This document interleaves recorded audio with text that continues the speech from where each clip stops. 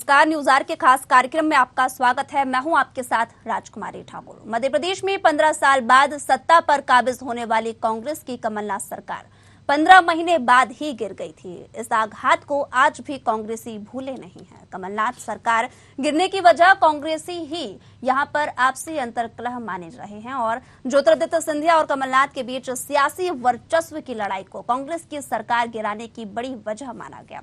और यही एक वजह है कि आज भी कांग्रेस के नेता ज्योतिरादित्य सिंधिया पर आरोप लग रहे हैं। देखिए न्यूज आर की एक खास रिपोर्ट, उसके बाद करेंगे चर्चा। खरीफ फरोख्त पर फिर गरमाई सियासत।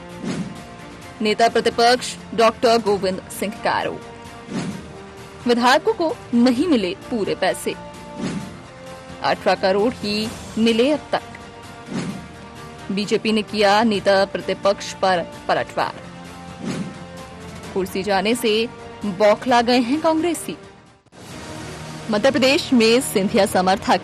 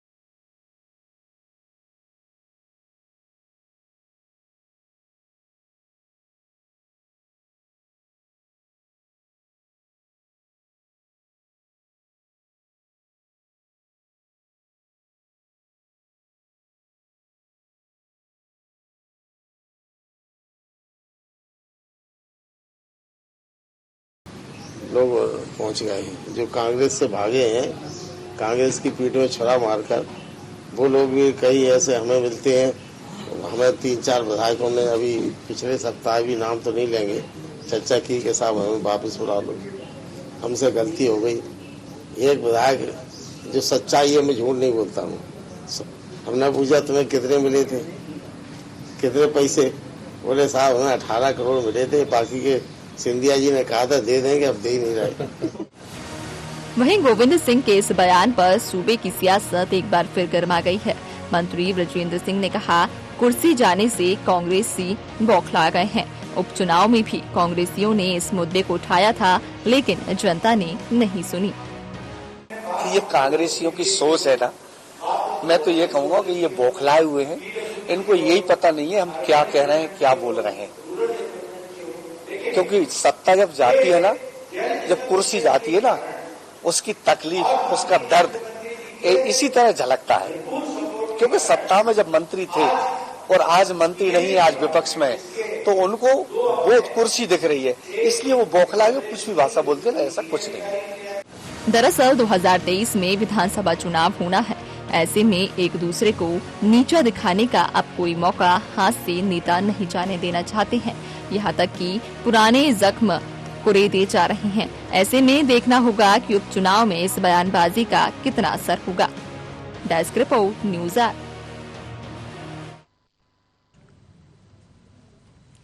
तो आपको बता दें, जिस तरह से देखा जा रहा है विधानसभा चुनाव नजदीक है और ऐसे में सियासी सरगर्मी भी तेज हो गई है। बीजेपी और कांग्रेस दोनों ही पार्टियां एक दूसरे पर आरोप लगाती नजर आ रही हैं। दूसरी तरफ आपको बता दें कि एक बार फिर यहां कांग्रेस ने बीजेपी पर खरीद फरोख्त का आरोप लगाया। पहला मौका नहीं है जब इस तरीके के आरोप कांग्रेस बीजेपी पर लगाती नजर आ रही है। इसके पहले भी कई बार खरीद फरोख्त का मुद्दा बहुत ही गर्मा चुका है। और वर्तमान की स्थिति की बात की जाए तो इस मुद्दे को तूल इसलिए भी दिया जा रहा है क्योंकि चुनाव नजदीक। अब ऐसे में देखने वाली बात ये होगी कि किस तरह से इसे राजनीतिक करार दिया जाए, क्योंकि यहाँ पर कांग्रेसी नेता का ये बयान सामने आया है कि जिस तरह से यहाँ पर खरीद फरोख्त बीजेपी की सरकार में की गई थी तो कहीं ना कहीं 15 महीने में ही कांग्रेस की सरकार गिर गई। और यही एक कारण रहा कि यहाँ पर जो विधायकों को पैसे देने की बात कही जा रही थी, पैसे पूरे नहीं मिले हैं। यहाँ पर खुद उन विधायकों ने ऐसा बताया है, ये कहना है यहाँ कांग्रेसी नेता का। दूसरी तरफ विधायक को पूरे पैसे नहीं मिले वो तो ठीक है, लेकिन 18 करोड़ ही मिले अब तक,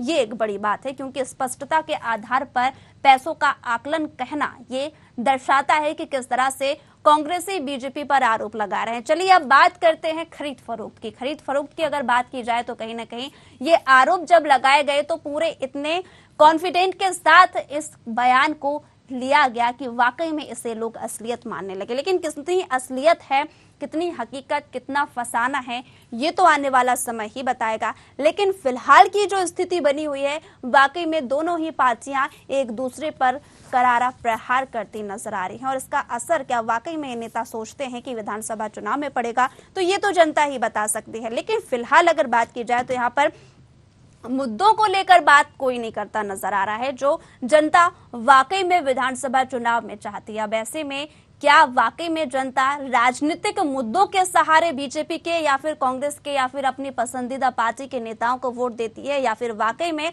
अपने मुद्दों को उठाने के लिए नेताओं को यहाँ पर आकर्षित या फिर कहती या फिर बयानबाजी कह लो या फिर मांग करती नजर आती है कि हमारी भी सुनो सरकार।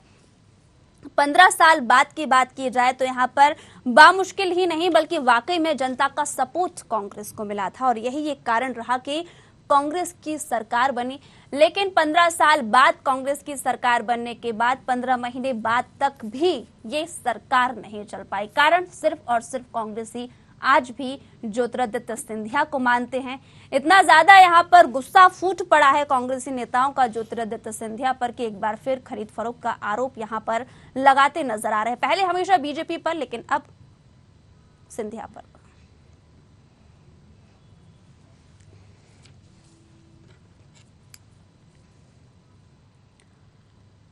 तो वहीं आपको बता दें कि इस मुद्दे पर चर्चा के लिए हमारे साथ मेहमान भी जुड़ गए हैं। अभिनव बरोलिया, कांग्रेस प्रवक्ता, संदीप पौराणिक, वरिष्ठ पत्रकार। दोनों मेहमानों का बहुत बहुत स्वागत है हमारे कार्यक्रम में। सबसे पहले बरोलिया जी आपके पास आना चाहूंगी। आरोप फिर से खरीद फरोख्त का यहाँ पर लगाए, लेकिन सिर्फ बदलाव इतना है कि इस बार सिंधिया पर कटाक्ष किया गया है कि सिंधिया ने विधायकों को पूरे पैसे नहीं दिए। क्या कयास लगाए जाए इस मायने बयान के? देखिए राजकुमार जी, ये आरोप नहीं है और ये एक बयान है और ये एक जिस तरीके से आप देखेंगे डॉक्टर गोविंद सिंह जी वरिष्ठ नेता हैं और राजनीति का बहुत तजुर्बा है उनको, और आपने वर्तमान में रिजल्ट भी देखे होंगे। ग्वालियर, जबलपुर और जितने भी 5 नगर निगम और 2 जगह पर जिस तरीके से कम मार्जिन से कांग्रेस हारी लेकिन 5 जगह जीती, वहीं ग्वालियर में 57 साल के बाद जीती और मुरैना में भी जीती। तो वहां पे कार्यकर्ता और विधायक जो हारे हैं, सिंधिया समर्थक और जितने भी लोग हैं, वहां पर भारी तादाद में कांग्रेस से जुड़ना चाहते हैं। ये बात गोविंद सिंह जी वहां के कद्दावार नेता है और उनको सारी जानकारियां मिल रही है और वहां पे लोग जुड़ना चाहते हैं। तो उन्होंने स्पष्टता से ये बात रखी सामने कि कई विधायकों ने उनसे बात करी, उनका पेमेंट नहीं हुआ पुराना जो भी है। देखिए, राजनीतिक शुचिता की बात करूंगा मैं आपसे कि पहले पक्ष विपक्ष हुआ करते थे और अटल बिहारी वाजपेयी जी, आडवाणी जी और सुषमा स्वराज जी, अरुण जेटली जी, मनमोहन सिंह जी, मतलब गांधी परिवार, सब लोग एक अच्छी राजनीति चलती थी पहले। और आज की राजनीति आप देखेंगे पिछले विगत 8-10 साल से खरीद फरोख्त की राजनीति चल रही है। जिस तरीके से हमने मणिपुर देखा, गोवा देखा, कर्नाटका देखा और उसके बाद महाराष्ट्र देखा, वर्तमान में हमने मध्य प्रदेश देखा और हम लगातार ये देखते ही जा रहे हैं कि खरीद फरोख्त की राजनीति कैसे और क्यों शुरू हुई। तो हम उसमें ना जाकर अभी वर्तमान में जो हो रहा है, जिस तरीके से हम ग्वालियर में जीते, उस पर जयवर्धन सिंह जी ने बयान दिया, उसके बाद गोविंद सिंह जी ने जो अभी बयान दिया है वो भी इसका कारण है। कांग्रेस में कहीं गुटबाजी नहीं है, पनौती उनको कहा गया जयवर्धन सिंह जी द्वारा, गोविंद सिंह जी ने आरोप लगाए। कारण यह है कि जनता और कार्यकर्ता भाजपा के और सिंधिया समर्थक वो कांग्रेस में आना चाहते हैं। जनता वैसे भी परेशान है, बेरोजगारी, महंगाई, सारे मुद्दों से। तो इन सब का जो मिश्रण हो रहा है उससे भाजपा बौखलाई हुई है, भाजपा को कुछ समझ में नहीं आ रहा है। तो गोविंद सिंह जी ने अपनी एक बात रखी सामने और आप लोग को और मीडिया को बताना जरूरी रहता, तो उन्होंने बताया।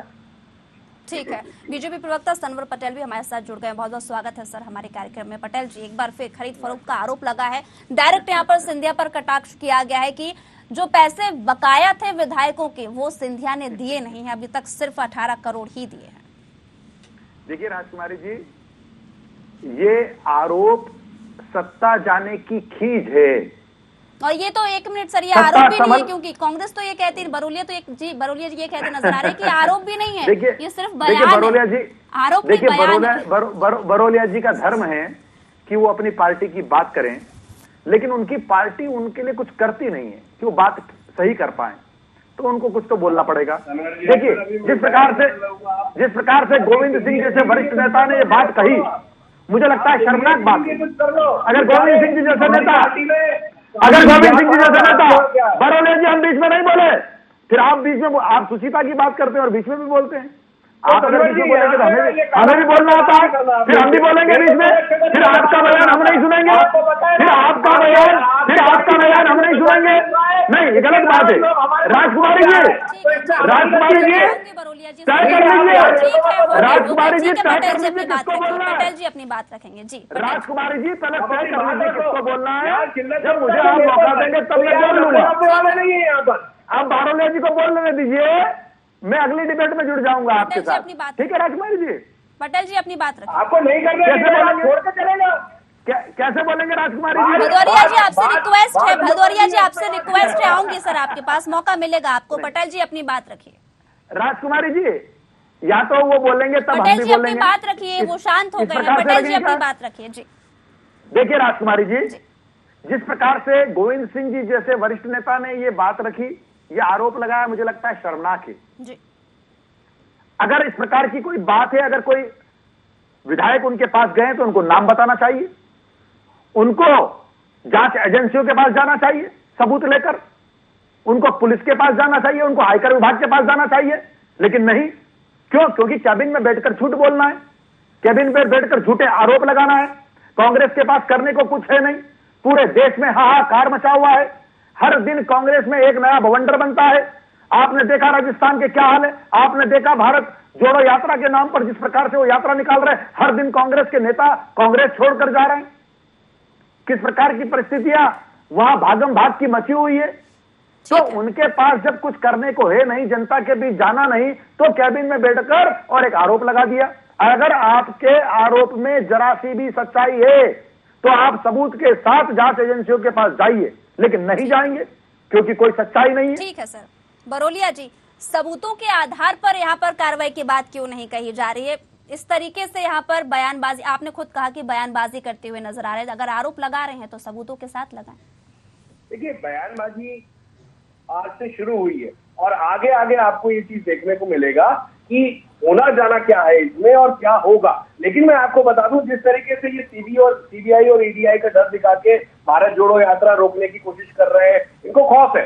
ये जिस तरीके से बौखलाए हुए हैं, क्योंकि गुटबाजी इनके अंदर है। शिवराज गुट, महाराज गुट, नाराज गुट, इस गुटों में बटी हुई भाजपा अपने अस्तित्व की लड़ाई लड़ रही है। इनके कार्यकर्ता खुद पार्टी छोड़ के जा रहे हैं और दुखी है। तो ये दुख को दूसरी तरफ डालना चाहते हैं। 44 पर आ गए, 30 राज्यों से 2.5 राज्यों पर आ गए। घमंड और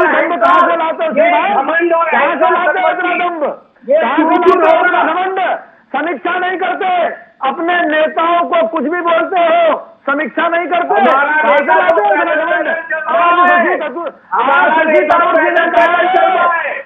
शशि थरूर जी ने कहा कि मुझसे तो कोई मिलता नहीं, मुझसे कोई मिलता नहीं, मुझसे तो पीसीसी के लोग मिलते नहीं, प्रदेश कांग्रेस कमेटी के मिलते नहीं। ये शशि थरूर जी कह रहे हैं, आपके नेता कह रहे हैं, खड़गे जी कह रहे हैं, खड़गे जी भोपाल में आकर के अरे बकरीद पर बचेंगे, मुहर्रम पर नाचेंगे। अरे क्यों नाचोगे भाई मुहर्रम पर? किसका अपमान कर रहे हो? अरे भाई मुहर्रम मातम का त्योहार है, खड़गे जी कह रहे नाचेंगे। जरा पूछिए आप क्यों नाचेंगे? क्यों आप ऐसी बातें कर रहे हो? अरे आप क्यों कर रहे हो ऐसी बातें? मातम के त्योहार पर नाचने की बात क्यों कर रहे हो आप? पूछेंगे खड़गे जी से? नहीं संदीप जी के पास आना चाहूंगी। संदीप जी, खरीद फरोख्त के बयानों को लेकर क्या कहेंगे? साथ ही यहाँ पर पटेल जी ने जिस तरह से कहा कि सबूतों के आधार पर किसी भी तरीके के आरोप लगाना चाहिए, तो इस बात से कितना ताल्लुक रखते हैं? देखिए, आप एक चीज मान के चलिए कि राजनीतिक बयानबाजी आम बात है, लेकिन आपने कहा कि 4 विधायक ऐसे हैं जो सिंधिया कोटे के हैं और उनको पूरा पैसा नहीं मिला। बात ये उठती है कि आखिर वो गोविंद सिंह के पास गए क्यों? गोविंद सिंह क्या अथॉरिटी है कांग्रेस की? गोविंद सिंह नेता प्रतिपक्ष हैं। संपर्क करेगा कोई तो कमलनाथ से संपर्क करेगा। पार्टी में ज्वाइन और वो कराने की प्रक्रिया का हिस्सा कमलनाथ हैं। सवाल यह है कि सिंधिया कांग्रेस के निशाने पर है। कांग्रेस को सिंधिया को घेरना है। आप एक चीज मान के चलिए कि कांग्रेस के लिए बीजेपी से बड़ा मुद्दा सिंधिया है, क्योंकि सरकार गिराई थी सिंधिया ने। तो सीधी सी बात है, और गोविंद सिंह उस इलाके से आते हैं जहां से सिंधिया है। तो एक ऐसा मुद्दा है जो बाई इलेक्शन में खरीद या यूं कहें टिकाऊ और बिकाऊ का मुद्दा बना था। बीजेपी एक बार फिर कांग्रेस फिर एक बार उसी मुद्दे पर जाना चाह रही है कि कांग्रेस से जो विधायक बीजेपी में गए थे वो असंतुष्ट हैं, लेकिन कांग्रेस ये भूल रही है कि कांग्रेस के बहुत से विधायक बीजेपी के संपर्क में हैं। ये भी बीजेपी कहती रही है, और ये चीज सामने भी आ चुकी है। जो राष्ट्रपति का चुनाव हुआ था उनमें जिन विधायकों ने बगावत की थी, क्या पार्टी ने उनको सर्च किया? आपके लोग कितने आपके साथ, इसका विश्लेषण किसी भी राजनीतिक दल को करना चाहिए। एक चीज। दूसरा, मेरा अपना मानना है कि राजनीति में इस तरह के बयान आम हैं। कोई बहुत बड़ी बात नहीं है कि कोई किसी पर आरोप लगा दे कि वो हमारे पास आया था, इससे असंतुष्ट था। एक बात से मैं जरूर सहमत हूं संवर पटेल की कि अगर वाकई में किसी ने संपर्क किया आपके पास, तो नाम के खुलासे में डर क्यों, या उसके खुलासे से बचते क्यों हैं आप? बरोलिया जी जवाब देंगे। सवाल यह है कि अगर आपके पास कोई आया और वो आदमी जो आपसे टूट के गया था, आपको धोखा देके गया था, तो उसके नाम का भी खुलासा कहीं ना कहीं करना चाहिए। और जब राजनीतिक दल और उसके नेता इस तरह का खुलासा नहीं करते हैं तो विश्वसनीयता संकट में पड़ जाती है राजनेताओं की। इसका भी ख्याल रखने की जरूरत है, मुझे ऐसा लगता है।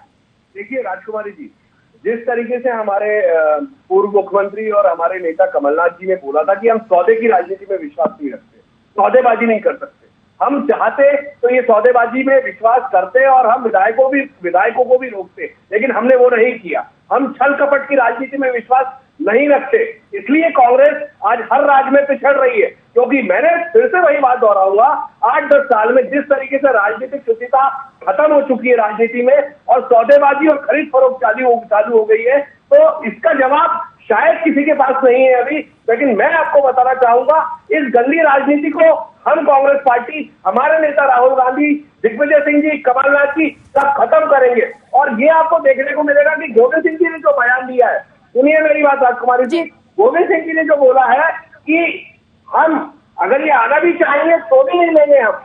ये मैं आपके चैनल पे बोल रहा हूँ, आपको गोविंद सिंह जी का पूरा बयान यही है, ठीक है, उन्होंने बोला है। और ये बात आगे सामने धीरे धीरे आएगी कि वो कौन लोग हैं, कौन जुड़ना चाहते हैं। कि बरोलिया जी, ये कहने का मतलब है कि अगर कोई ऐसा विधायक हो जो वाकई में बीजेपी से कांग्रेस में आना चाहता है तो उसे कांग्रेस नहीं लेगी। बरोलिया जी नहीं, मैं वही बताया ना, ये तो गोविंद सिंह जी ने खुद बोला है ना, ये बयान दिया है गोविंद सिंह जी ने, इस बात को स्पष्टता से बोला है कि हमारे पास कोई भी आता, और ये बात कमलनाथ जी ने खुद बोली है। ये तो आज बयान दिया है उन्होंने कि संपर्क में है लोग, संपर्क में तो सबके, दिग्विजय सिंह जी के भी संपर्क में होंगे, कमलनाथ जी के भी संपर्क में। ये देखिए, लेकिन हम उस गंदी राजनीति में नहीं जाना चाहते जो भाजपा ने फैला रखी है, जो गंदगी भाजपा ने राजनीति में लाई है, हम उस गंदगी का पार्ट नहीं बनना चाहते। बात तो बोल सकते हैं ना हम, चाहे हम बोले या चाहे गोविंद सिंह जी बोले, चाहे कमलनाथ जी बोले, जो राजनीतिक शुचिता, वही बात बार बार बोल रहा हूं, जो आडवाणी जी, अटल जी और सुषमा स्वराज जी और मनमोहन सिंह जी, वो कहां गई? वो शुचिता तो खत्म हो गई है ना। आज संदीप जी यहाँ बैठे हैं, उन्होंने तो वो दौर भी देखा है, पुराना दौर भी देखा उन्होंने, और आज का दौर देखा है। आप पूछिए वो शुचिता कहाँ बची है? जनता के मुद्दे खत्म हो गए। आज युवा बेरोजगार सड़कों पर है, महंगाई के लिए जनता परेशान हो रही है किस तरीके से। तो ये मुद्दे हैं, इन मुद्दों के साथ ये जो गंदगी फैल रही है वो भी जनता को बताना जरूरी है। फाइबर की मूर्तियां बनाई उज्जैन में, मैंने बताया कल चैनल पे कि जल्दबाजी में इवेंट करने के लिए फाइबर की मूर्तियां बना दी गई। तो इन सब चीजों का खुलासा हम लोग कर रहे हैं और लगातार करते रहेंगे, वही गोविंद सिंह जी ने किया। पटेल जी, कांग्रेस खरीद फरोख्त की राजनीति नहीं करती है, बीजेपी की तरह नहीं है। राजकुमारी जी, सम्माननीय बरोलिया जी को अपना धर्म निभाना है, लेकिन कुछ बातें वो सच बोल जाते हैं। उन्होंने कहा हम पिछड़ रहे हैं के साथ साथ आप साफ हो रहे हैं, क्योंकि जनता से आपको सरोकार नहीं है। पूरे देश में जनता ने आपको नकार दिया। करना नहीं आता है मिस्टर देखिए, फिर बीच में बोले हमने आपको मौका दिया, हम बीच में नहीं बोले, हमको भी आता है ना बीच में बोलना। बता रहा हूँ मैं आपको, सुन लीजिए बारोलिया जी सुन लीजिए। 404 से 44 पर आ गए, दम्भ नहीं जाता आपका?